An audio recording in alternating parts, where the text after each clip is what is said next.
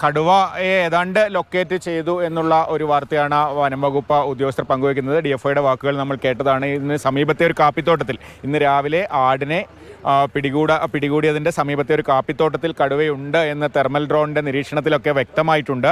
കടുവയെ ഒരു സാഹചര്യം ഒത്തു വന്നാൽ ഈ കാപ്പിത്തോട്ടത്തിന് അകത്ത് വെച്ച് മയക്കുവെടി വെക്കുക അല്പം ദുഷ്കരമാണ്. അതുകൊണ്ട് തന്നെ തുറസായ ഒരു സ്ഥലത്ത് കടുവയെ കിട്ടിയാൽ മയക്കുവെടി വെക്കും എന്നാണ് DFO അറിയിച്ചിരിക്കുന്നത്. ഇപ്പോൾ നമ്മളോടൊപ്പം ഇവിടുത്തെ പഞ്ചായത്ത് മെമ്പർ ബാബു ചേരുന്നുണ്ട്. എന്താണ് ഇന്ന് രാവിലത്തെ ഒരു സാഹചര്യം? ഈ നമ്മളെ ആളുകൾ വളരെ ആശങ്കാജനകമാണ്, വളരെ പേടിയിലാണ് ജനങ്ങളുള്ളത്. 8 ദിവസമായിട്ട് കടുവ നമ്മുടെ ഈ അമരക്കുനി സാന്നിധ്യമുണ്ട്. 4 വളർത്തുമൃഗങ്ങളെ ഇപ്പോൾ തന്നെ പിടിച്ചു കഴിഞ്ഞു. അപ്പോൾ ആളുകൾ വളരെ ആശങ്കാജനകമാണ്. ഇന്ന് നമുക്ക് കിട്ടുന്ന ഒരു ശുഭപ്രതീക്ഷ എന്ന് പറഞ്ഞാൽ ഡോക്ടറും അതുപോലെ DFOയൊക്കെ വളരെ സാന്നിധ്യം രാത്രി തന്നെ ഇവിടെയുണ്ട്. അവരിന്ന് മയക്കുവെടി വെച്ച് കടുവയെ പിടിക്കുമെന്നാണ് നമ്മൾ ജനങ്ങളോടും ഈ നാട്ടിലെ ആളുകളോടും പറഞ്ഞിട്ടുള്ളത്. അതിനുവേണ്ട സജ്ജീകരണങ്ങളും പ്രവർത്തനങ്ങളും അവർ ആരംഭിച്ചു കഴിഞ്ഞു. അവർ കൃഷിസ്ഥലത്തേക്ക് അവർ മൂവ് ചെയ്തിട്ടുണ്ട്. എന്താണ് ഈ പ്രദേശത്തിൻ്റെ ഒരു ആശങ്ക?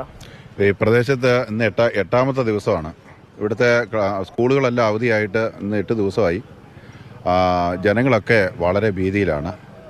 ഒരു മനുഷ്യർക്കാർക്കും പുറത്തിറങ്ങാൻ പറ്റുന്നില്ല. കൃഷിയിടത്തിൽ മറ്റ് ധാന്യങ്ങളൊന്നും വിളവെടുപ്പിൻ്റെ ഒരു സമയമാണ്, അതൊന്നും നടക്കുന്നില്ല. അപ്പോൾ ഇന്ന് ഒരു ശുഭപ്രതീക്ഷ എന്നുള്ളത് ഈ കടുവയെ ലൊക്കേറ്റ് ചെയ്തിട്ടുണ്ട്.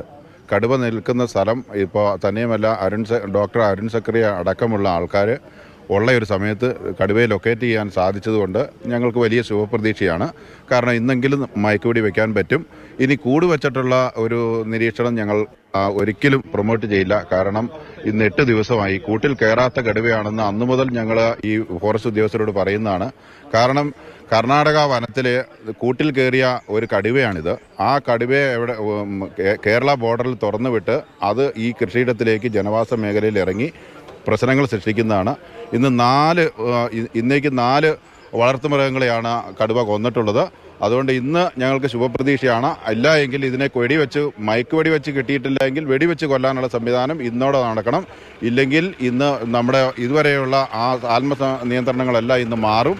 കാരണം പുൽപ്പള്ളിയുടെ ചരിത്രം പരിശോധിച്ചാൽ നമുക്കറിയാം, ഞങ്ങൾ സ്നേഹിച്ചാൽ വളരെ സ്നേഹത്തോടു കൂടി ഇവരോട് സഹകരിച്ചു പോകുന്നതാണ്. പക്ഷേ ഞങ്ങൾക്ക് രക്ഷയില്ലാതെ വരുന്ന ഒരു സാഹചര്യം വന്നാൽ നമ്മുടെ കൈവിട്ടു പോകുന്ന ഒരു സാഹചര്യമാണ്. ജനങ്ങളെല്ലാം വളരെ ഭീതിയിലാണ്.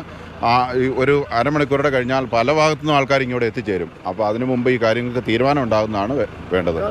എന്തായാലും ആളുകൾ ശുഭപ്രതീക്ഷയിലാണ്. ഇന്ന് കടുവയെ പിടികൂടാനാകും എന്നുള്ള പ്രതീക്ഷയിലാണ് ജനങ്ങൾ ഉള്ളത്. പഞ്ചായത്ത് മെമ്പറും ഈ പ്രദേശവാസിയുമൊക്കെയാണ് നമ്മളോട് ഈ കാര്യങ്ങൾ പങ്കുവെച്ചത്. എന്തായാലും ഡോക്ടർ അരുൺ സക്രിയയും DFOയും ഉൾപ്പെടെയുള്ളവർ ഇതിന് താഴെ